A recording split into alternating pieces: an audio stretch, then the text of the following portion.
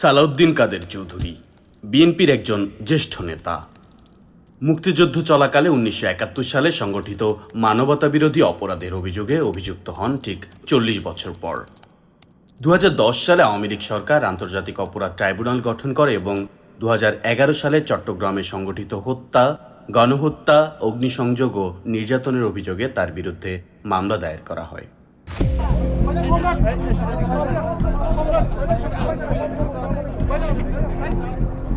Before the case began টিভিতে আর ইয়েতে অনেক ধরনের পিআর করছিল যে এটা এরকম একটা কেস হবে। তখন আমার এখনো মনে আছে যে আই গট নার্ভাস যে আব্বার নাম কেন আসছে, কারণ আমরা কোনো সময় মানে আব্বাকে যে জড়াবে এইসব জিনিস এটা আমরা কোনো সময় ভাবতে পারিনি। তো এটা যখন টকশোতে যখন আসা শুরু করলো, আব্বার নাম আসা শুরু করলো, আই রিমেম্বার আব্বাকে আমি কয়েকবার জিজ্ঞেস করছি, উনি he did not take it seriously, একদম না, একদম আনপ্রিপেয়ার্ড ছিল। His signature identity was সবকিছু মেনে নিব, কিন্তু ভিন্ন দেশের গোলামি আমরা সহ্য করব না। আমরা বুঝলাম ট্রাইব্যুনালটা যখন গঠন হয়ে যায়, হঠাৎ করে আব্বার নাম ঢুকায় একটা বাস পুরানোর একটা কেসে। কি হয়, নর্মাল আইনে হয় যে prosecution must prove the case. এটা মানে পুরা জিনিসটা কিন্তু প্রসিকিউশনের উপরেই কিন্তু ভরটা থাকে, রেসপন্সিবিলিটি থাকে। কিন্তু আব্বার ফাইনাল জাজমেন্টে অ্যাপেলেট ডিভিশন থেকে বলেছে যে the defence must prove his alibi.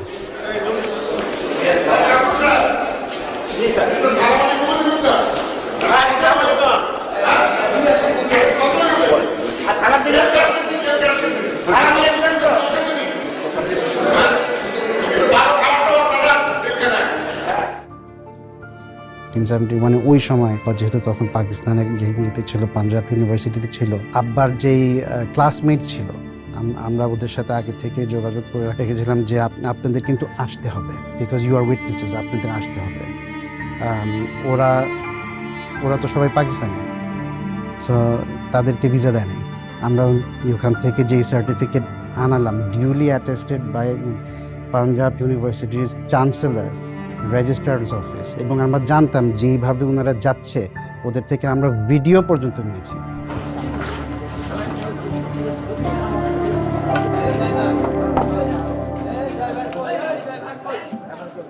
স্কাইপের বিষয়টা ইট ওয়াজ রিয়েলি শকিং।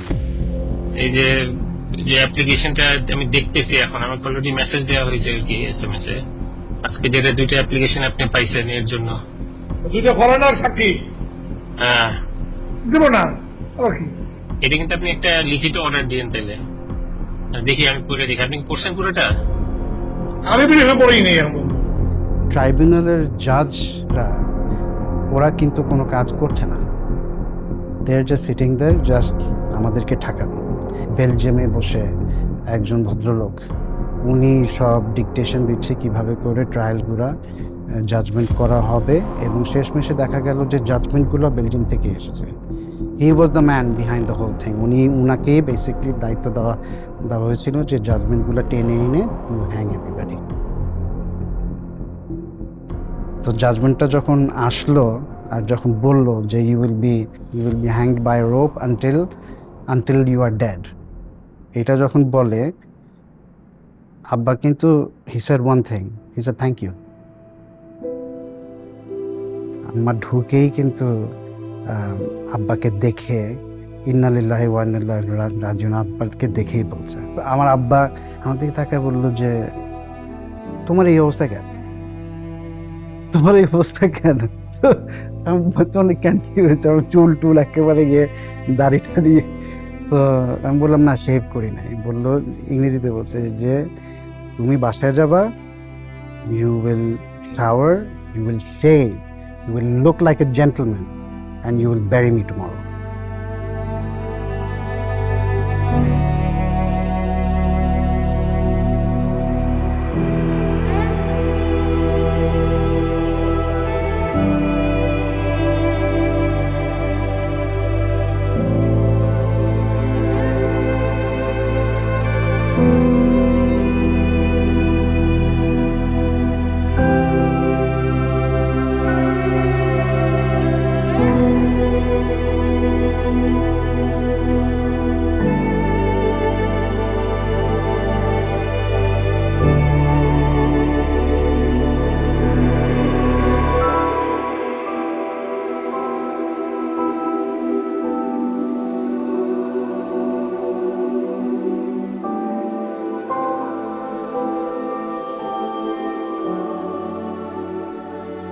অবশেষে ২১ নভেম্বর রাতের শেষ প্রহরে পরিবারের সঙ্গে শেষবারের মতো সাক্ষাৎ করার পর ২২ নভেম্বর ২০১৫ সালের ভোরে ঢাকা সেন্ট্রাল জেলে তার মৃত্যুদণ্ড কার্যকর করা হয়।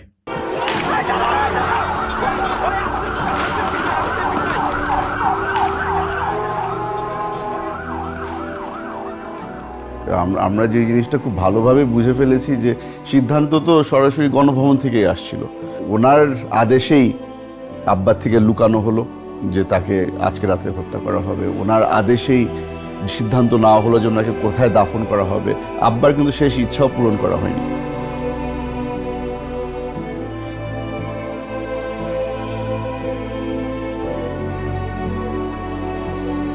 সবকিছুর পরে যখন দেখলো যে এখানে তো সালাউদ্দিন কাদের চৌধুরীকে হত্যা করেও শেষ হচ্ছে না, নেক্সট জেনারেশনকেও ধরতে হবে। কারণ নেক্সট জেনারেশনের মধ্যে এখন আমাকে নিয়ে গেল, চেষ্টা করলো লিনিয়েজটা শেষ করে দেওয়ার জন্য।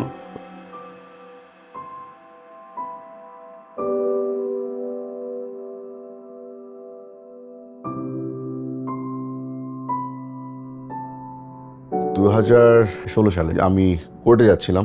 আমি আর আমার আম্মা দুজন একসাথে কোর্টে যাচ্ছিলাম। আমাদের একটা হাজিরা ছিল পলিটিক্যাল মামলার কারণে, রেগুলারলি যেতে হতো। কোর্টে যাওয়ার পথে বংশাল থানার সামনে আমরা ট্রাফিক লাইটে আটকা ছিলাম। তখন হঠাৎ করে আমার গাড়ি ঘেরাও করে ফেললো 7-8 জন মিলে। সবাই সিভিল ক্লোথে ছিল, তবে ওদের স্ট্যান্ডার্ড যেই অস্ত্র ওটাও ছিল, আর কোমরের মধ্যে পিস্তল ছিল। মাইক্রোবাসের মধ্যে ঢুকলাম। গাড়িতে উঠানোর সাথে সাথে হাত ধরে আমাকে হ্যান্ডকাফ পরিয়ে দেওয়া হলো। আরও মনের মধ্যে বিশ্বাস তো বেড়ে গেল যে দিস ইজ ইট, এখন মেরে ফেলবে। টেনে আমাকে একটা রুমে নেওয়া হলো। রুমে নেওয়ার পরে এটা ছিল আমার এন্ট্রেন্স ইনটু আয়নাঘর।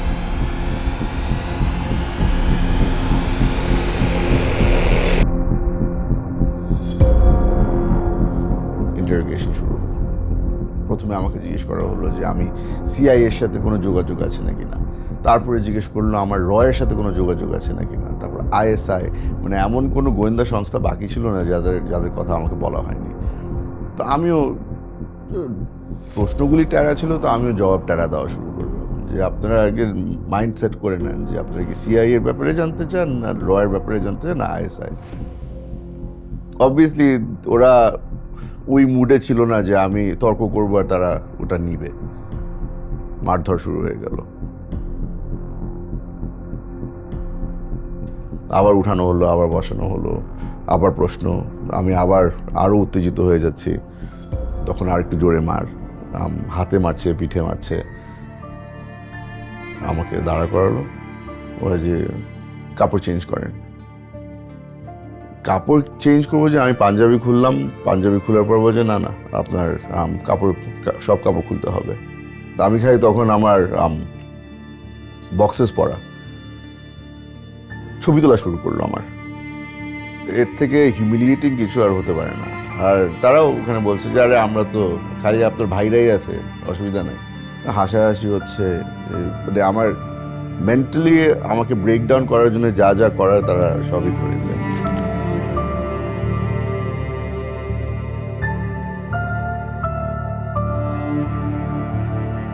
আমার সবচেয়ে কষ্টের সময় আয়নাঘরে আমি আব্বার সাথে কথা বলতাম, ভিভিডলি আব্বার সাথে কথা বলতাম, নর্মাল কনভারসেশন। একদম হয়তো রিডিকুলাস মনে হবে, বাট আমার জন্য আমি আব্বাকে দেখতে পাচ্ছি। মনে হচ্ছে যে আমার পাশে বসা আছে।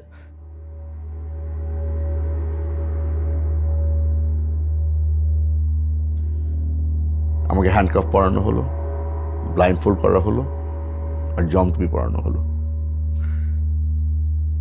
এই জম টুপি যখন আমাকে পরানো হলো, আমার মনে হয় না আমার লাইফে আর এই ধরনের সিচুয়েশন কোনো সময় হবে যে মনে হবে যে আমি আসলে আমি দোজকে পৌঁছে গিয়েছি। কারণ জম টুপি থেকে রক্তের গন্ধ আসছিল, ঘাম আর রক্ত, তো একটা মেটালিক একটা স্মেল থাকে। তো এই জিনিসটা প্রত্যেক দিন যতবার বাথরুমে যেতে হবে এই জিনিসটা আমার ফেস করতে হতো। যতবার আমাকে ইন্টারোগেশন নিয়ে যাওয়া হচ্ছিল বলে তো আর নিয়ে যায় না। আর জমটুপির আপনার মাথার মধ্যে খালি একটা জিনিসই থাকে যে জমটুপির সাথে আপনি কানেক্ট করবেন death।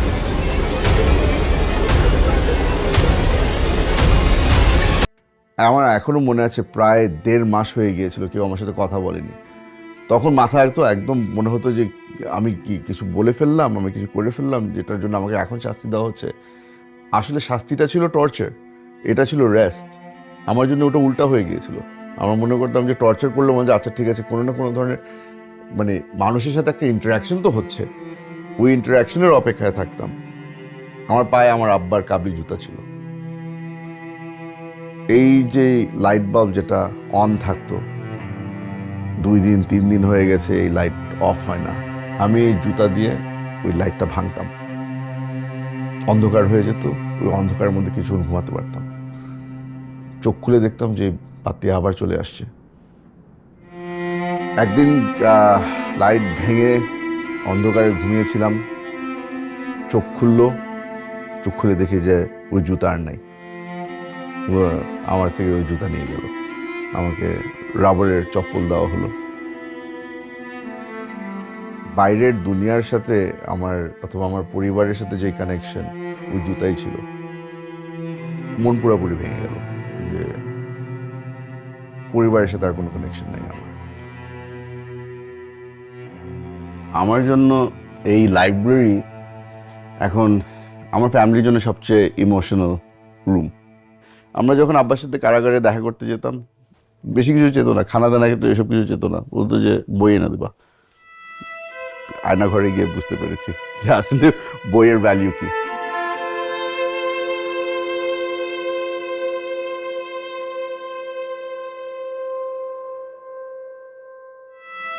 কিচ্ছু জানতাম না, কিছু বুঝতাম না। হঠাৎ করে দেখি সেলের ভিতরে লোকজন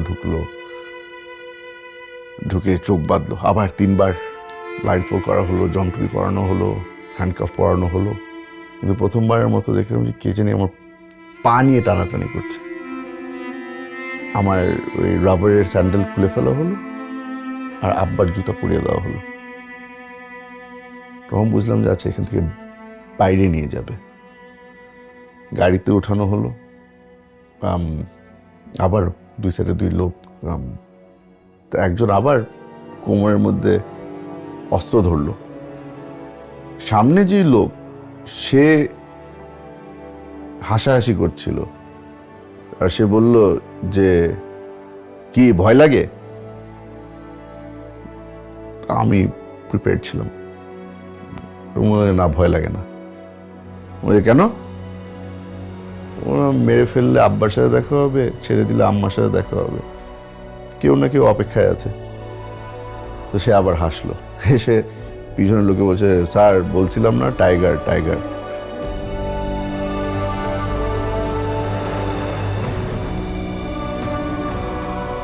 আমাকে জিজ্ঞেস করা হলো যে আপনাকে যদি আমরা ছেড়ে দিই তাহলে আপনি কি করবেন? ও যে পরিবারের সাথে থাকবো। রাজনীতি করবেন? রাজনীতি তো ফেরত চলে যাব। না, রাজনীতি করতে পারবেন না, আপনি বিদেশ চলে যাবেন।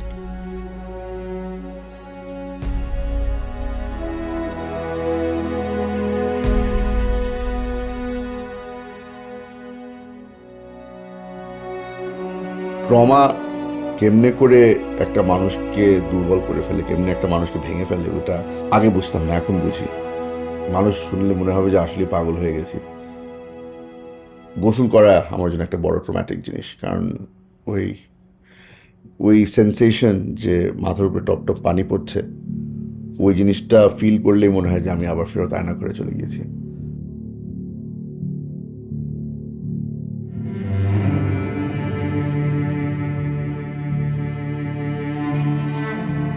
আমার সাথে আব্বার এটা লাস্ট ছবি, কারণ আব্বাকে হত্যা করার আগে মাসখানিক আগে আমরা যখন লাস্ট দেখা করতে যাই তো তখন কিছু ছবি তোলার সুযোগ হয়। লাস্ট কিছু আমরা ছবি তুলি। আমার আর আব্বার লাস্ট এটাই ছবি। আমার আব্বার অত বেশি ছবি নাই।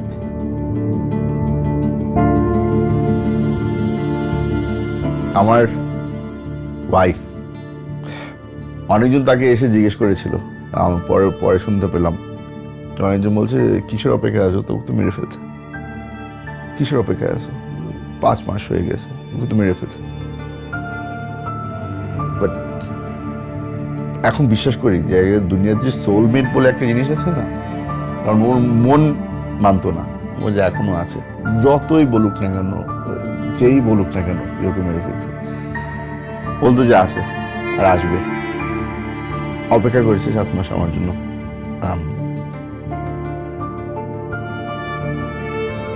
সিকিউরিটির জন্য ওই আমার ওই একটা কুকুর, ও না থাকলে হয়তো আমি পাগল হয়ে যেতাম।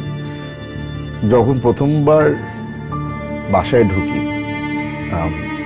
তখন ওই কুকুর আমার ওয়াইফের সাথে থাকতো, ও দেখে আমাকে চিনেনি। 10 মিনিট পরে পাগলের মতো গোল গোল ঘুরছে, আমি ওকে আর ছাড়ি না।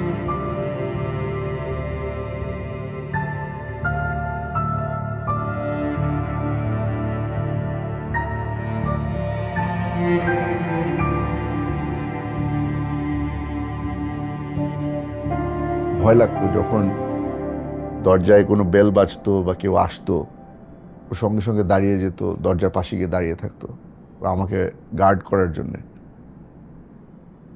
আমার মানুষের উপর থেকে পুরোপুরি বিশ্বাস চলে গিয়েছিল।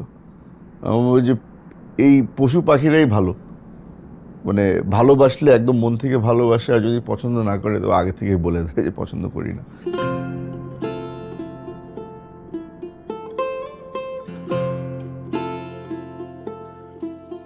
আমরা সকলে একটা স্বপ্ন দেখেছিলাম যখন আমরা আয়নার ঘরে ছিলাম, বুলডোজারের সিটে বসে এই বিল্ডিংগুলোকে কিভাবে করে আমরা ভাঙবো, অন্যরা ভাঙবে না, আমরা ভাঙবো, যারা সার্ভাইভ করেছে এই টর্চার। কারণ এটাই হচ্ছে কি আসল কন্ট্রোল আমাদের জন্য, আমাদের রিকভারি হবে এটা থেকে। আশা করবো যে এখন মানুষের মধ্যে ওই সাহসটা চলে আসবে যে আমরা এই জেন জি এদের থেকে যে শিক্ষাটা নিতে পারি যে প্রতিবাদ করো, সাহস দেখাও, দরকার পড়লে মাঠে নেন, দরকার পড়লে জান দাও, কিন্তু প্রতিবাদ করো। হুমাম কাদের চৌধুরী, বিএনপির এক তরুণ ও নির্ভীক কণ্ঠস্বর। একসময় হারিয়ে গিয়েছিলেন 7 মাসের ঘুমের অন্ধকারে। 2017 সালে ফিরে আসলেও তিনি আর আগের মতো ছিলেন না। নীরব, ক্লান্ত, আয়নাঘরের দাগে চিহ্নিত সেই গোপন সেলে যেখানে আলো ছিল অনন্ত আর নিঃসঙ্গতা ছিল অসহনীয়। তবু তিনি ভাঙেননি। 2024 সালে রাজনৈতিক পরিবর্তনের হাওয়ায় তিনি আবারও খুঁজে পান নিজের কণ্ঠ। গুম, বন্দিত্ব আর ছিনিয়ে নেওয়া স্বাধীনতার কথা বলতে শুরু করেন। আজ তিনি রাজনীতিতে দৃঢ়ভাবে দাঁড়িয়ে আছেন, এগিয়ে নিচ্ছেন তার পিতার উত্তরাধিকার। অতীতের ছায়ায় আবৃত হলেও সেই অভিজ্ঞতা তাকে করেছে আরো শক্তিশালী। হুমাম এখন এক নতুন আশার প্রতীক, একটি বাংলাদেশ যেখানে থাকবে না ভয়, থাকবে না ফ্যাসিবাদ।